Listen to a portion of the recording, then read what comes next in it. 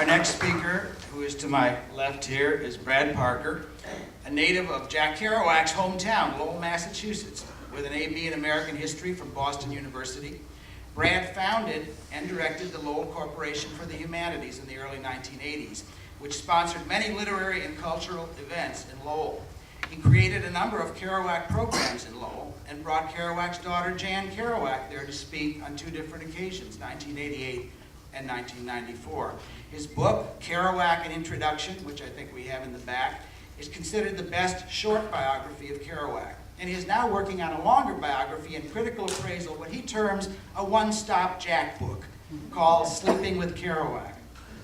Both a teacher and a curator at the Thoreau Lyceum in Concord for many years, Parker has published numerous pieces on a variety of New England writers, including Thoreau, Hawthorne, Emerson, and Poe, who actually spent time in Lowell.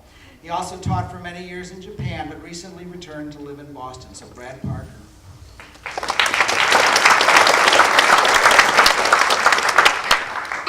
Hello everybody. Greetings from Boston, where I live now, and from Lowell, where I was born. I realized I was born at the same time that Kerouac first met Cassidy, October of '46. If I had been a smart baby, I would have jumped out of that bassinet. I would have grabbed a camera and I would have gone to New York and taken some photos. You can imagine how much they'd be worth now.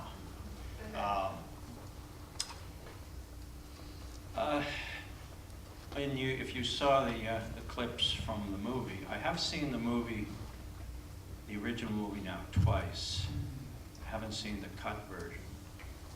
If you noticed the very first scene in the movie with the door opened, you can understand why I'm in love with Garrett Hedlund.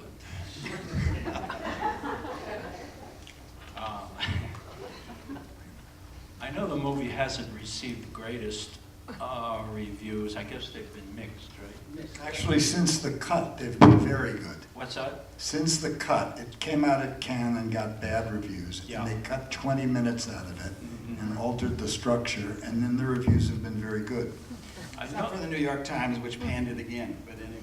I know that there were 3 cemetery scenes originally in the original version, and I think those were cut. Yeah, they weren't necessary. The one that was the most important was him and his father's, Kerouac at his father's gravesite. He'd be buried in New Hampshire. When up in Boston, I wanted to mention that Edgar Allan Poe was born there, and they're attempting to put up a statue. It's actually a very humorous statue of Poe, going to be put right near the center of Boston. They're trying to raise money for that now. So if anybody is a Poe fan, maybe you'd like to send some money to the Poe Foundation of Boston. It's Poe with a suitcase rushing to get somewhere, and the suitcase opens, and out falls a telltale heart, and his manuscripts, and there's a big raven, and Poe fell in love with a Lowell woman in the last year or two of his life, and what I had written was a historical study, monograph about his relationship with this woman. So if you ever see a poem called For Annie, that's Poe's poem for this Lowell woman. In Lowell, Betty Davis was born there, and I managed to get a bronze plaque up on her birthplace with 2 stars because she only won 2 Academy Awards. I know. I guess some people here wouldn't know Betty Davis. Maybe the others would. She was acting for well over 60 years. She was born in 1905, as I recall. And then there's this Kerouac guy. He was born up there. He was born not so far from the Merrimack River. I was also born on a hill overlooking the Merrimack River. I think he was born at home and I was born in a hospital there. On the Road, it may be a classic, but it's not a masterpiece. Dennis mentioned Visions of Cody. I think of that as masterpiece. But of the other works, the ones I think, I love Dr. Sachs. That's one of his best. The Subterraneans and Big Sur. Just want to mention a few. Now, I've been thinking about mysteries and male bonding and On the Road. And the word mystery is actually on the very first page of the book. And there's also a mention on at the beginning of the book about when Dean Moriarty, Cassidy, first appears in New York. He's this stranger shrouded in mystery.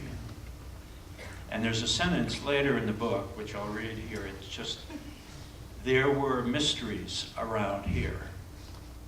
You'll see this thread through the book about either allusion to mystery or maybe giving some answer about the mystery. Because Kerouac was on a spiritual quest. And when you're on a serious spiritual quest, you have these questions, and if you're a serious writer, you put it into the work. For instance, there's, in the book, it talks about the manuscript of the night. It's kind of mysterious. The manuscript of the night in America. Of course, America is a poem. And there's also a lot in the book that people are wondering, what is Dean Moriarty talking about? You know, he's a mystery because, you know, he could talk a lot and he could throw in important seeming words, but what the heck was he talking about? There's levels of madness in the book. That's, you know, what are the levels of madness? Because Dean Moriarty descends into greater madness.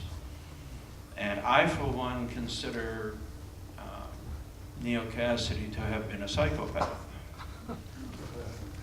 I think there's legitimate reason if you really study Neal Cassady.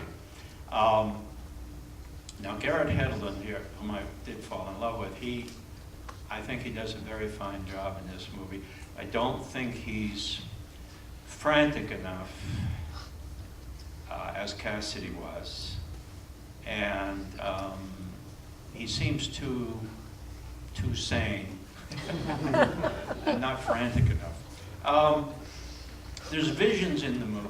It's part of the mystery. They both have visions, and you know, there's the famous vision that Sal Paradise, Kerouac, has on Market Street here, where he's in a delirious kind of state.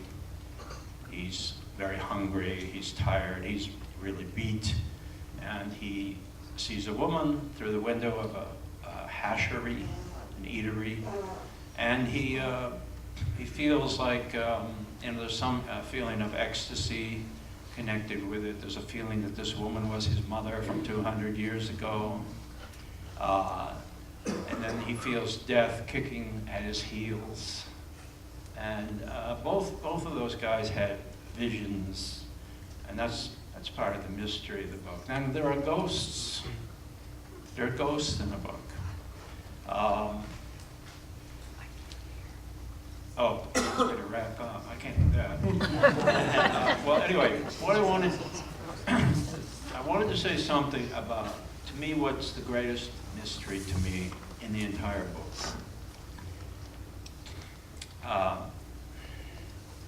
There's what I call a marriage between Dean Moriarty and Sal Paradise in this book. After, we saw the last scene up there, after they got kicked out by Camille, it's 1949.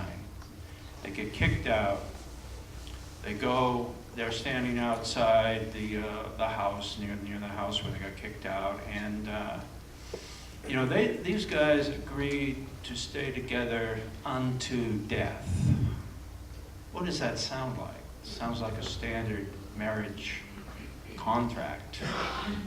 And they go to what the key scene is actually in a restaurant, both in the restroom of the restaurant and up at the booth. We eat the food in the restaurant.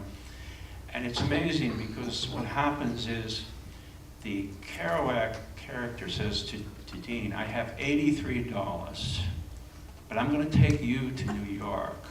I'm committing myself to you, and I'm going to be responsible for you. It's totally unlike Kerouac. And he says, I'm also going to take you to Italy, and I'm going to take you to Paris, and I'm going to try to do that by getting money from publishers. You know, and Dean looks at Sal Paradise from the corner of his eye and keeps this look for a very long time. And when the food is served, Dean does not eat, which is extremely unusual. He goes outside. He just walks out. And when he comes back, Sal Paradise says, what did you do out there? And he says, I cried. Very rare. And wrap it up, okay. So what I want to say is the key mystery is Sal Paradise in the book says, in that restaurant, I was very ugly. I showed a very ugly face and a lot of filth came out from me, my impure psychologies, and he says to Dean, it's not my fault, it's not my fault. To me, I want to go on a lot more, but I can't, but to me that's the most, the mystery is, what did Sal say to Dean? What did Kerouac really say to Dean? He really let a lot of something out, and it made a difference. Dean realizes somebody really loves him and is going to be responsible for him, and Jack Kerouac, I believe, is at that point realizing his love for Neil Cassidy. Anyway, I'll stop.